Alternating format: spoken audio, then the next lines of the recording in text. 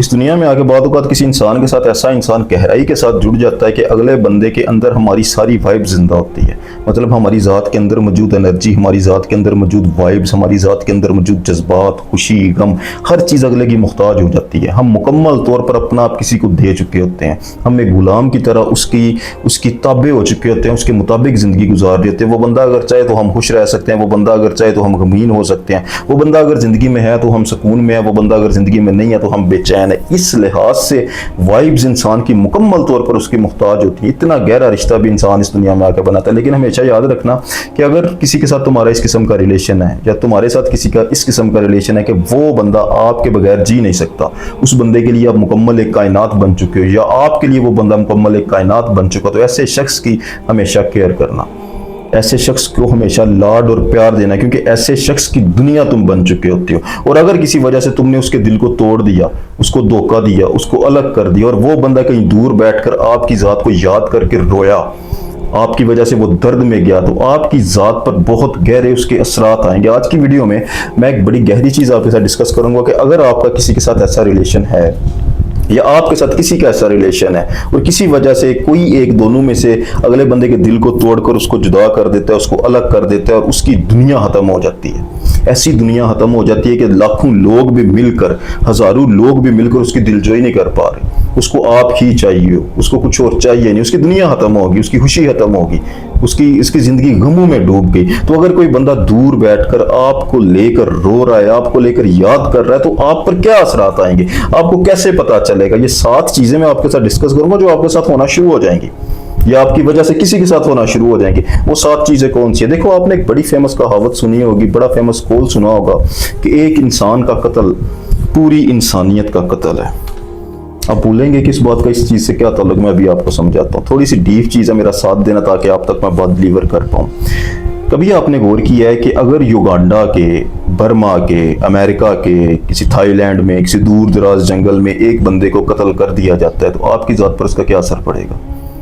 इस कायनात पर उसका क्या असर पड़ेगा? आपको क्या फ़र्क पड़ता है? लेकिन ये बात की जाती है कि एक इंसान का कत्ल पूरी इंसानियत का कत्ल है, तो आप पर क्या इफ़ेक्ट्स आए, आपकी ज़ात को क्या फ़र्क पड़ा, कैसे पड़ता है? देखो, हर शय इस कायनात का हिस्सा है।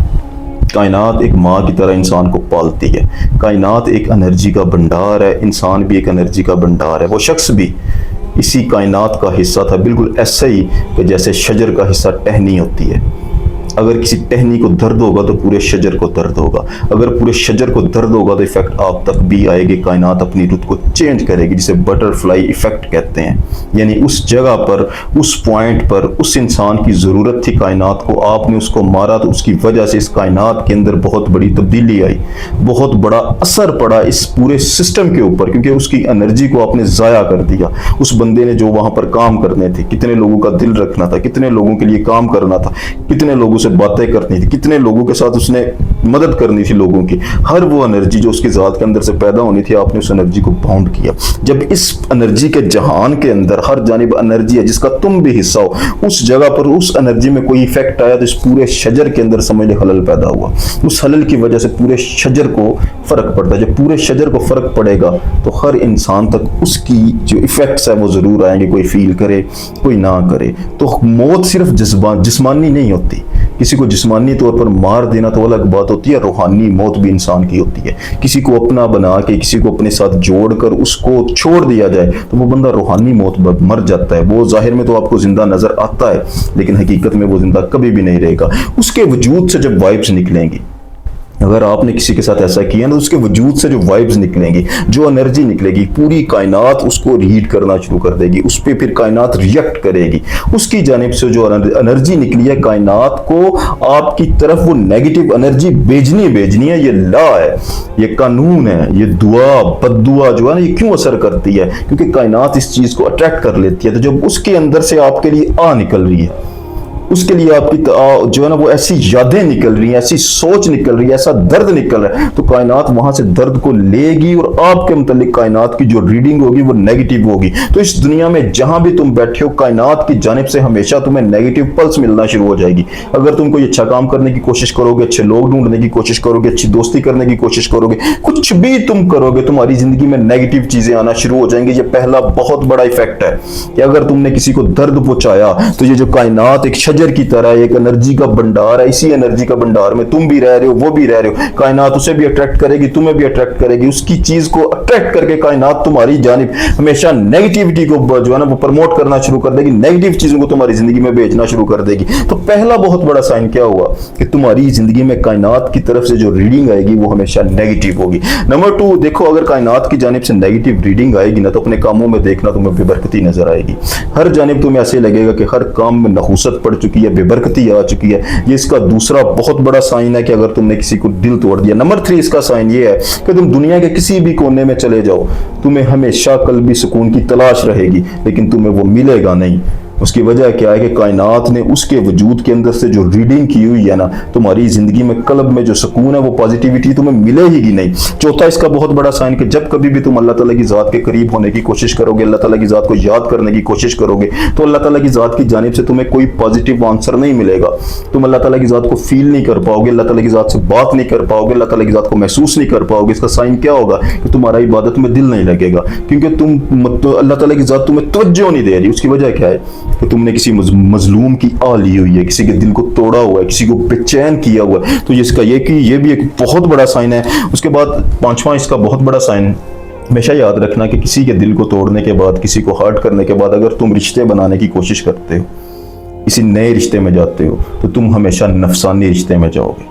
कभी भी तुम्हें सोल की मोहब्बत नहीं मिल सकती। तुम्हारी ज़ात पर नफसानियत और नेगेटिविटी हमेशा तारी रहेगी। उसकी वजह यह है कि तुमने एक इंसान का रूहानी तौर पर कत्ल किया हुआ। छठा इसका बहुत बड़ा साइन होगा कि तुम अपनी ज़ात के अंदर मौजूद सोल को कभी फील ही नहीं कर पाओगे। ये हमेशा याद रखना, तुम अपनी सोल को कभी फील नहीं कर पाओगे। अपनी ज़ात के अंदर तुम्हें वो इशारे मिलते हैं, वो जो कल्बी सुकून, वो चीज़ें जो मिलती हैं ना, अपनी सोल की एग्जिस्टेंस को तुम नहीं फील कर पाओगे, क्योंकि तुम्हारी सोल ही तुमसे नाराज़ हो जाएगी।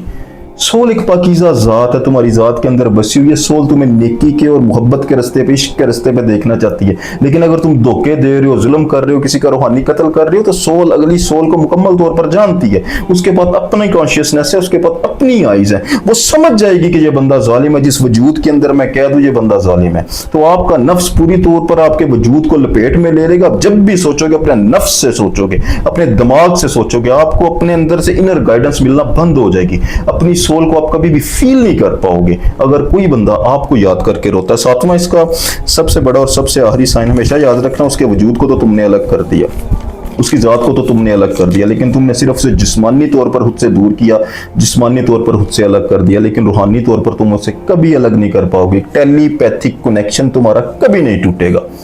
रात को सोते हुए भी अल्लाह ताला की ज़ात तुम्हें बार बार मुख्तलिफ तरीकों से आगाह करती रहेगी। अल्लाह ताला की ज़ात तुम तक मैसेज पहुंचाती रहेगी। अल्लाह ताला की ज़ात तुम्हें बताती रहेगी कि तुम्हारे इस जुल्म की वजह से तुम्हारी जिंदगी में नहुसत पड़ी है। वो शक्ल, वो सूरत तुम कभी जिंदगी में भूल नहीं पाओगे। वो किसी ना किसी सूरत में, अलग अलग सूरतों में अल्लाह ताला की ज़ात तुम्हारी सोल को, तुम्हारी ज़ात को, तुम्हारी कॉन्शियसनेस को आगाह रखेगी। एक टेलीपैथिक कनेक्शन जो होता है ना, वो हमेशा तुम्हारा बहाल रहने वाला है कि तुमने उस बंदे के साथ जुल्म किया। आज के लिए इतने, जज़ाकल्लाह खैर।